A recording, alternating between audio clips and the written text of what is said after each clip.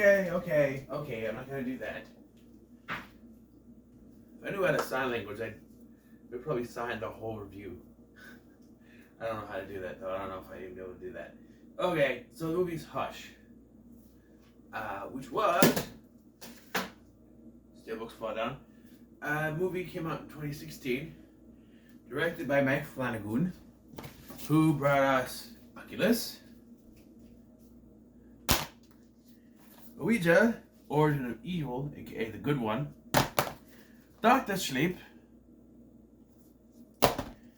and both Hauntings of Hill House and Bly Manor.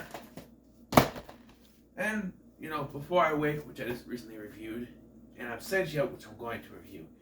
I'm trying to finish reviewing all the Mike Flanagans and do a ranking down the road here in October. But, the movie is about a deaf woman. She's deaf and mute, played by Flanagan's wife, Kate Siegel, when a masked attacker arrives at her quaint little cabin in the woods and causes havoc. So let's go ahead and sit down. I gotta pile up these movies.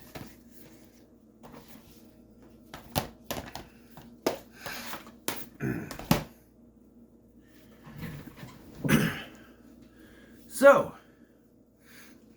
in this movie, Mike Flanagan directed this. His wife is the star. Now, I actually think Kate Siegel does a pretty good job. And, I bash Rob, I go after Rob Zombie for casting his wife in every one of his movies. But there's a difference here. Kate Siegel can actually act. Sheri Moon Zombie cannot. There's a big difference. Okay? And give it to Kate Siegel, because she has to act in this entire movie without saying a word. There are moments you hear her voice, like it's her thought process. She's thinking. She's going over her in her mind.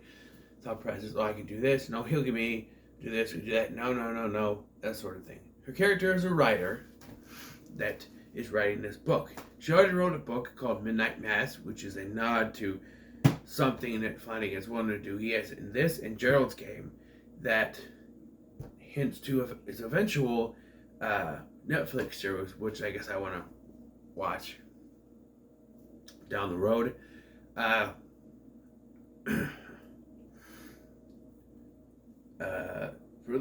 For the ranking, I don't know. I think I'm just gonna do movies, because if I add these, I think I have Midnight Mass and the Midnight Club and stuff. So I just add just the movies. But and the cast is very short. You have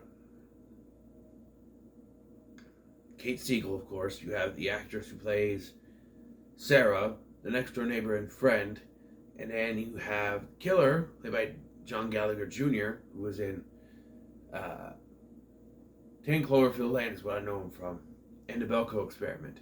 And then you have Sarah's boyfriend, John, played by Michael Trucco, who is this and a bunch of other things, including Castle and The Bye Bye Man. Oh, shh, don't say it. Don't say it.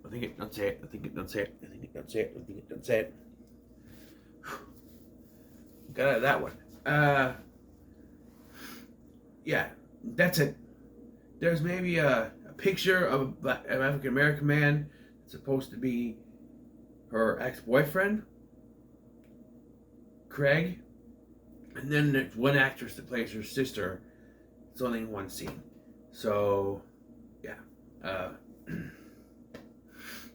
there's that. And it starts out as your sort of normal home invasion. I'm awake today, I swear. I got some sleep last night, I promise. But it just starts out as normal home invasion movie with a deaf person. And it plays on those tropes with Sarah's death, where she's banging on the door. And Sarah comes over, just to introduce, I gotta mention this. So Sarah comes over, so She's a writer. She's writing a book. She wrote Midnight Mass. She's writing a follow-up. Has a problem trying to figure out Eddie. So Sarah comes over to visit her and is practicing her sign language. I can't do it. All I know is thank you. That's all I know. Thank you. That's all I know. Thank you.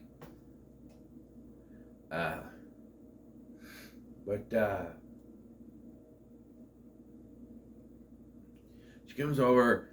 The food starts burning, and they introduce this special fire alarm she has. It's this big, bright, fluorescent light, and then it's very loud noise. You might wonder, well, she's deaf.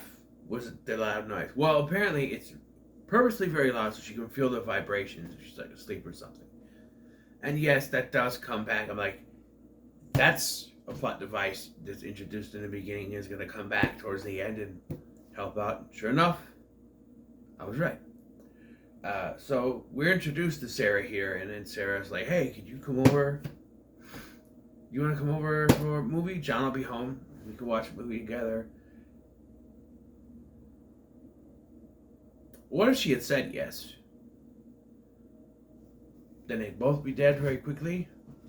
I don't know.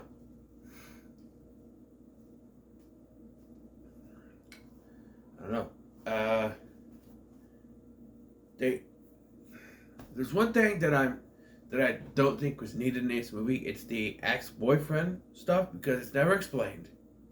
Really, with a deaf woman, there's really no way you could explain it. All we see is that he tries to get a hold of her or sends her a text or something, and he doesn't want to message him. And she tries to FaceTime him twice, and she's like, no, I'm not going to do it. And then he FaceTimes her back. He's like, oh shit, the look on her face. And we also establish her cat likes to go for strolls outside. She has to shake the food and get him to come back. It also sets up for something later that really doesn't go anywhere, but So she's on FaceTime with her sister when the killer shows up and Sarah starts banging on the wall. She can't hear, and I'm very confused because that door is locked, but all the other doors in the house, as we find out, are unlocked. One, if you're alone in the woods, you lock all your doors. You don't know. Yet that one door next to the kitchen is locked because Sarah can't get in. And I know the reason why that door is locked. As a writing standpoint, it has to be locked because if Sarah was able to get in and warn her, their movie would be over probably. Be able to fight him off together, which is going to come back because fighting him off together could have worked at a certain point in this movie, but then it would have been shorter. It would have been like 10 minutes shorter than it was. Just saying. But yeah. So she's dead. Sarah's dead. And then she's not FaceTime with her sister, and the guy comes in, grabs the phone, and the sister's like, there's someone else there? She's like, I thought I saw someone. She's like, oh, it was probably just a cat. Yeah.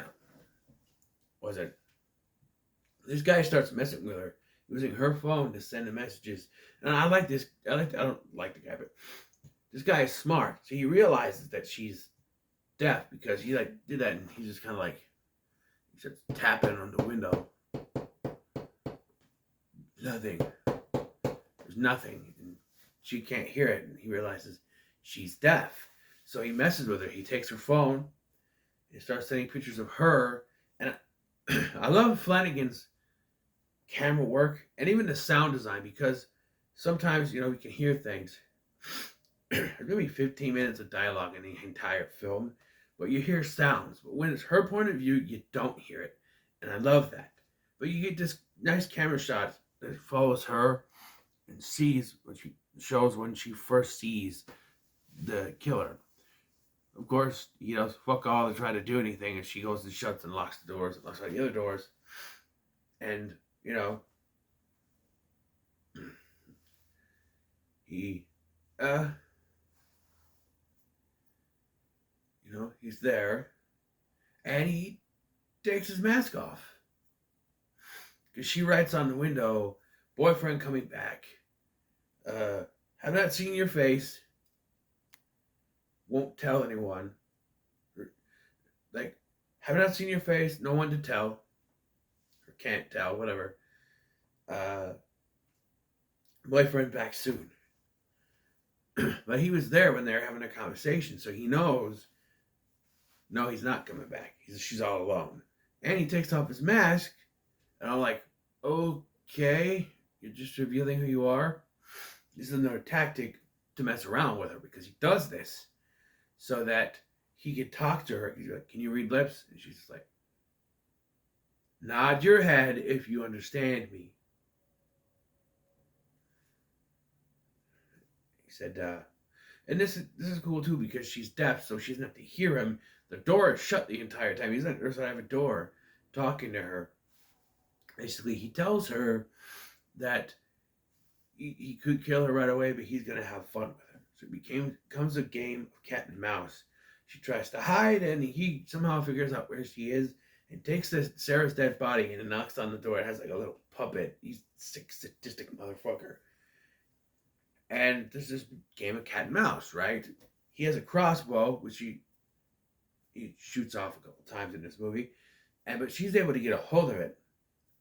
And it's at this point, maybe halfway to 3/4 of the way through the film, we start to wonder, wait, didn't Sarah have a boyfriend?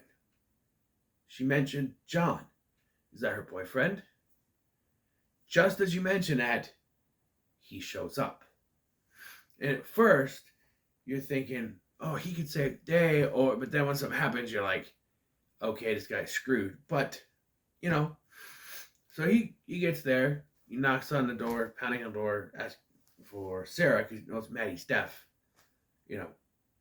Then the killer, the man, that's what he's known as, the man shows up. And I should say, this is another one of those situations where it's someone they don't know.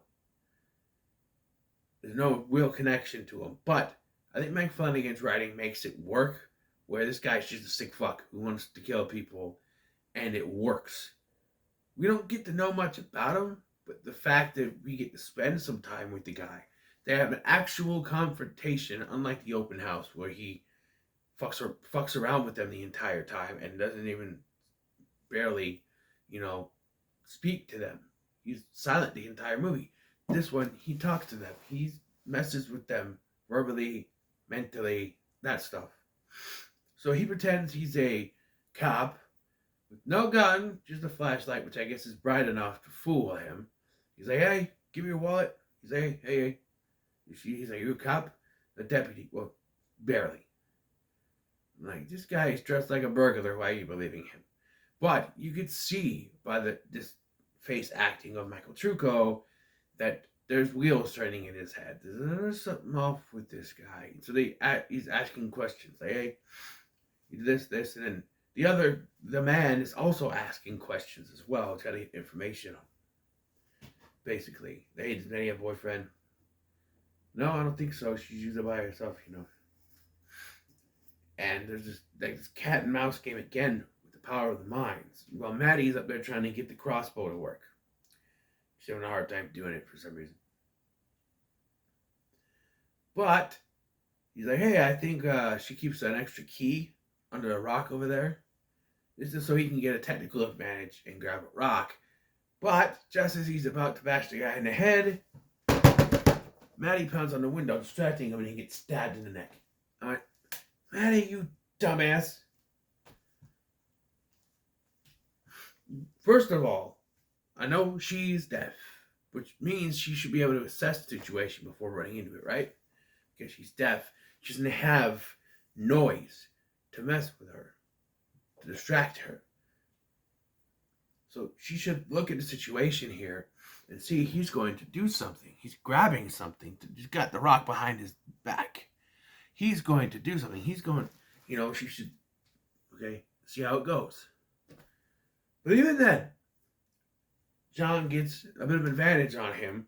He's stabbed in the neck. He's sort of dying, And he gets him in like a chokehold and it's choking him out, but he dies before, or he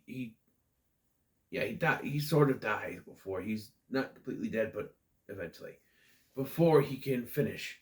And this is the part where I'm going, Maddie, get out there and help him.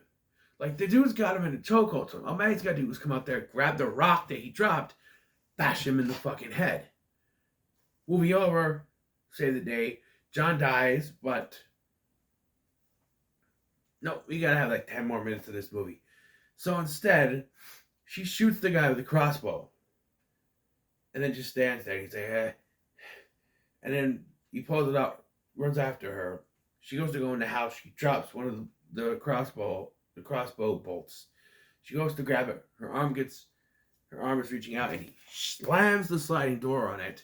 And as someone who's had their foot accidentally smashed in a sliding door, it don't feel good. No. It was not a sliding glass door. It was like one of the kind of like here. You see here in my bedroom, excuse me, I have these kind of sliding. It's dark in here. These kind of sliding doors, you see? Hold on. These kind right here. In the hall closet in the apartment we used to live in, there was a tornado, right? It was a tornado, and so we all jumped in the hall closet, and my mom and my stepdad at the time were out there. My mom got in, my stepdad at the time, and said, okay, go in the closet, we'll see. He comes running in, and they shut the door, and it goes right on my foot. So it was one of those kind of sliding doors, not a sliding glass door. But it still hurt like hell. I tell you. But, so no, her one hand's all fucked up. Even if she had a crossbow bolt, she would not be able to do anything. Oh, besides that, he stomps on it. And, I gotta give it to Kate Siegel. It looks as if, like, she had to keep... Like, I'm pretty sure she didn't get stomped, but, like... I don't know. Like, even for a mute to not scream...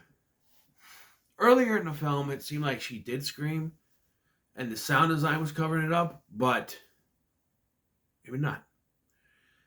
Anyway, she has a wound on her leg that she had to clean earlier, and then she's now hiding. He, tries to break the glass on the sliding glass door, but it doesn't break for some reason. Then he sneaks into the window in the bathroom where she is. And he almost gets away with it, but then he laughs because he's cocky. And she feels it on the back neck, turns around, and gets him.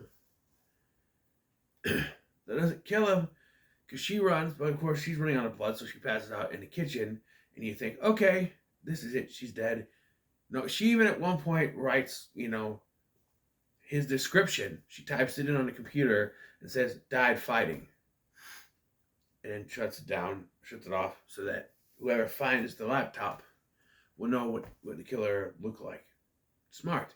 Then she passes out, or so we think, because as he goes to kill her, she sprays him with the hornet spray in the face. And yeah, they get into the fight, but he does eventually get to heading in and chokes her, and even do this thing with the sound design where you can hear her heartbeat slowing down. She'd be able to feel that. You feel it, you hear it slow down until she gets a hold of a corkscrew. Hey, hey Ted, someone finally found the damn corkscrew. And she stabs him in the neck, and he bleeds out. And she goes outside. The cat shows up earlier, and the guy was going to use the cat. He's going to kill the cat and use it as a way to lure her out. But that's when she shoots him with a crossbow. But she gets out there, the cat comes back, and then you see the cops rolling up. And I'm sitting there going, if they try to blame her for it, they don't. They really don't. Because the movie ends there. This movie was great. I'll give it pretty good.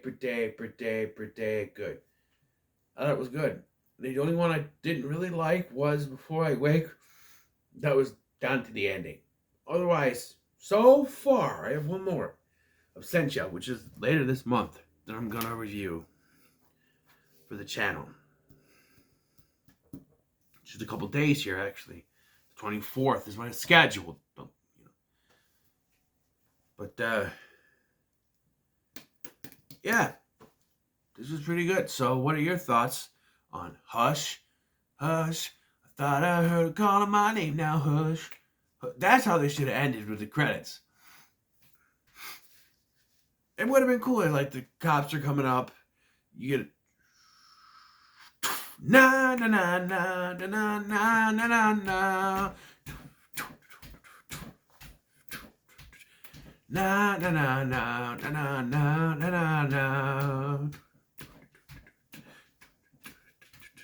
Pretty little girl, she's on my mind. Good gosh, man, she looks so fine. She's the best girl that I ever had. Imagine make you feel so sad. No, no, no, no, no. You know, I'm not gonna sing the whole song, but yeah, that would be cool way to end it. But you know, it's fine the way it is. But it'd be kind of funny. Hush.